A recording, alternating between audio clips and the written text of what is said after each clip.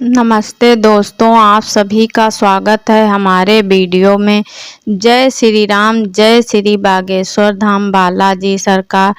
तो दोस्तों, क्या आप जानते हैं कि भगवान भोलेनाथ के केवल 5 सोमवार के व्रत रखने से आप अपनी सभी प्रकार की मनोकामना पूर्ण कर सकते हैं। चाहे आपका विवाह ना हो रहा हो, या फिर आपकी कुंडली में संतान योग ना हो, या आपकी धन प्राप्ति की इच्छा हो, या नौकरी और व्यापार में तरक्की करना चाहते हैं, तो केवल 5 सोमवार के व्रत रखने से आपकी सभी प्रकार की इच्छा पूरी कर सकते हैं। तो इस व्रत की क्या महिमा है जो आपको इतने कम समय में इतना पुण्य फल दे सकता है, और इस व्रत को कब और कैसे करना चाहिए? यह व्रत कि देवता को समर्पित है। किस देवता? आखिर इस व्रत की कथा और विधि क्या है? तो बागेश्वर धाम के गुरुजी ने अपनी सभा में अपने भक्तों को बताए हैं। तो अगर आप भी जानना चाहते हैं भोलेनाथ के इस चमत्कारी व्रत के बारे में, तो वीडियो को अंत तक जरूर देखें और मेरे चैनल को सब्सक्राइब जरूर कर लीजिए, जिससे आपकी भी हर मनोकामना भगवान भोलेनाथ जल्दी से पूरी कर सकें। और वीडियो को लाइक जरूर करें, जिससे बागेश्वर धाम बालाजी की कृपा आप पर हमेशा बनी रहे। तो दोस्तों, आज के वीडियो में जिस व्रत के बारे में मैं बताने वाली हूँ, वह व्रत भोलेनाथ का पशुपति व्रत, और गुरु जी ने व्रत के बारे में सभी जानकारी अपने भक्तों को बताई है। आपको बता दें कि पशुपति महादेव को समर्पित किया जाता है, और यह व्रत सोमवार और प्रदोष के व्रत के जैसा ही होता है। लेकिन शास्त्रों में पशुपतिनाथ की महिमा विशेष रूप से बताई गई है। शास्त्रों में कहा गया है कि इस व्रत को जो भी करता है, उसे न केवल बल व सुखी जीवन मिलता है, बल्कि उसकी हर तरह की परेशानी का अंत हो जाता है। यह व्रत कभी भी किया जा सकता है, और गुरु जी ने यह भी बताया कि पशुपति व्रत कब करना चाहिए, कैसे करना चाहिए, इसके पूजा की विधि, नियम और उद्यापन के बारे में भी बताया है। गुरु जी कहते हैं कि पशुपति व्रत को किसी भी महीने की शुक्ल पक्ष या कृष्ण पक्ष से शुरू किया जाता है, लेकिन इस व्रत को केवल सोमवार वाले दिन से ही शुरू किया जाता है। पौराणिक कथाओं में इस व्रत का विशेष प्रभाव होता है। अगर आप किसी भी प्रकार की परेशानियों से घिरे हुए हैं और परेशानियों को समाप्त करना चाहते हैं, तो केवल 5 सोमवार पशुपति व्रत करने मात्र से आपकी हर तरह की मुश्किलें समाप्त हो सकती हैं। पशुपति व्रत करने के लिए आपको किसी भी सोमवार से ब्रह्म मुहूर्त में उठकर व्रत का संकल्प लेना होता है। शिव पुराण में कहा है कि पशुपति व्रत को लगातार किया जा सकता है। आप इस व्रत को महीनों और सालों तक भी कर सकते हैं। 5 व्रत पूर्ण होने के बाद एक सोमवार छोड़कर ही व्रत को दोबारा से शुरू करना चाहिए। पशुपति व्रत में महादेव की पूजा करने के लिए सुबह और शाम दोनों समय मंदिर जाना होता है, और महादेव की पूजा सुबह और प्रदोष काल में दोनों समय में होती है। इस व्रत में भोलेनाथ की प्रिय वस्तुओं से भगवान भोलेनाथ का पूजन किया जाता है, क्योंकि भगवान पशुपति के 5 मुख होते हैं। इसीलिए जो भी सामग्री भोलेनाथ पर अर्पित की जाएगी, वह सभी 5 की संख्या में होनी चाहिए। इस पूजा में सुबह और शाम को भगवान भोलेनाथ के सामने 5-5 दीपक जलाए जाते हैं।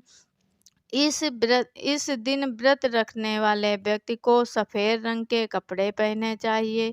अगर शिवलिंग पर आप वस्त्र अर्पित करते हैं, अगर वस्त्र नहीं है तो जनेऊ भी अर्पित कर सकते हैं। तो वस्त्र अगर अर्पित करते हैं तो सफ़ेद रंग के होने चाहिए।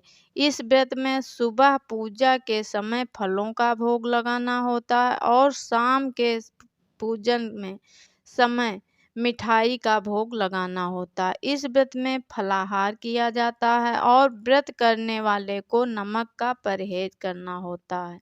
यह व्रत भगवान भोलेनाथ के पंचमुखी अवतार का व्रत है, इसलिए इसको पूर्ण शुद्धता के साथ किया जाना चाहिए और इस व्रत के दौरान सूतक वाले घर और मासिक धर्म वाली महिलाएं से स्पर्श नहीं होना चाहिए। इस व्रत को न केवल तन से किया जाता है बल्कि मन से भी किया जाता है। इसीलिए इस दिन काम, क्रोध, लोभ और मोह से दूर रहकर यह व्रत करना चाहिए। व्रत वाले दिन किसी से भी गलत शब्द और गलत व्यवहार नहीं करना चाहिए और इस व्रत में भी ब्रह्मचर्य का पालन भी किया जाता है। इस व्रत में के दौरान पशुपतिनाथ जी की पूजा के लिए व्रत सामग्री भी पहले से ही लेकर रखनी चाहिए, जिससे महादेव की सभी प्रिय वस्तुएं अर्पित की जाती हैं।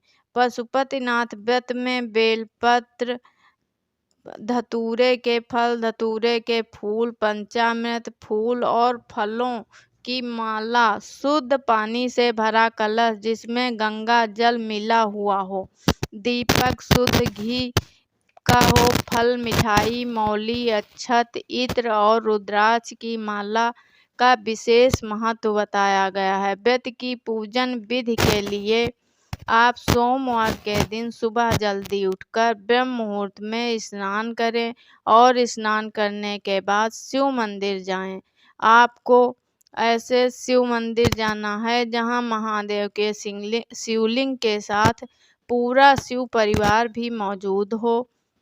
आप अपनी पूजा की थाली में महादेव की सभी पसंद की वस्तुएं और सामग्री लेकर आपको एक तांबे के कलश में जल भर कर लेना है और पूजा करते समय आप ध्यान रखें कि आप जिस समस्या का अंत करने के लिए पूजा कर रहे हैं उसे मन ही मन आप को भगवान से कहना है और भगवान भोलेनाथ का स्मरण करते हुए लगातार ओम नमः शिवाय का जाप करते रहना है।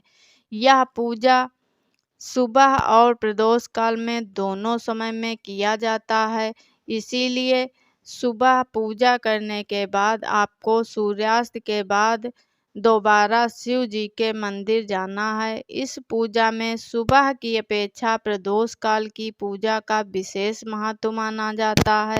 सायंकाल में भी आप स्नान करके शिव जी के मंदिर जाएं और आपकी पूजा की थाली में 6 दीपक रखकर ले जाएं।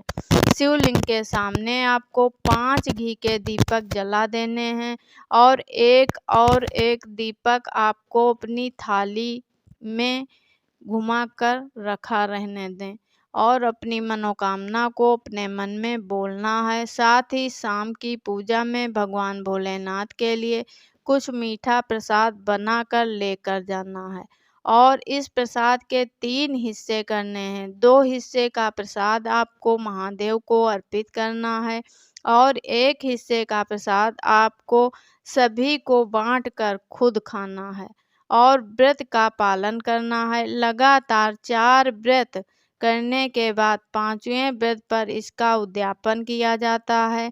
उद्यापन के लिए आपको हर सोमवार की तरह शिवजी का पूजन करना है, लेकिन इस दिन आपको महादेव का नाम लिखकर ओम नमः शिवाय का जाप करते हुए 108 बेलपत्र शिवलिंग पर अर्पित करना है। इसके बाद एक नारियल लेकर अपने मन में मनोकामना बोलें और 7 बार इस मौली को लपेट दें और इसे भगवान भोलेनाथ की शिवलिंग पर अर्पित कर दें। फिर घर लौटने के बाद जो एक दीपक थाली में बचा हुआ है, इसे घर के मुख्य द्वार के दाहिने तरफ जला दें और जो प्रसाद बचाकर लेकर आए हैं, उसी प्रसाद को खाकर अपने व्रत को पूर्ण करें। अगर आप यह सोच रहे हैं कि इस व्रत को कौन-कौन कर सकता है, तो आपको बता दें कि गुरुजी ने बताया है कि यह व्रत बिना खंडित हुए लगातार 5 सोमवार को किया जाता है। जो स्त्रियां मासिक धर्म से नहीं होती हैं, उनके लिए यह व्रत करना बेहद आसान हो जाता है। लेकिन अगर मासिक धर्म से होती हैं, तो इस व्रत के समय अगर आपका मासिक धर्म आता है, तो आप किसी और सदस्य से पूजा करा सकती हैं, लेकिन आपको अपने व्रत को खंडित नहीं करना है। तो ये था पशुपति व्रत का महत्व और उसकी विधि। अब आपको बता दूं पशुपति व्रत करने से क्या-क्या फल मिलता है। गुरुजी कहते हैं कि जो पूरी श्रद्धा और आस्था के साथ ये व्रत करते हैं, उन्हें महादेव जी की कृपा ज़रूर प्राप्त होती है।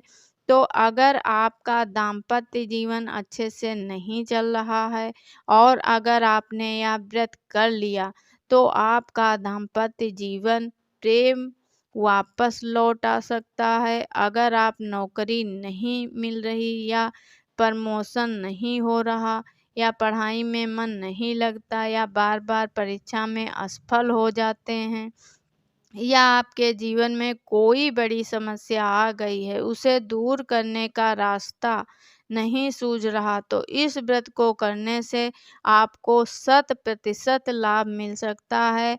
और जिनका विवाह और बार-बार अड़चनें आती हैं, उन बच्चों से यह व्रत ज़रूर करवाना चाहिए।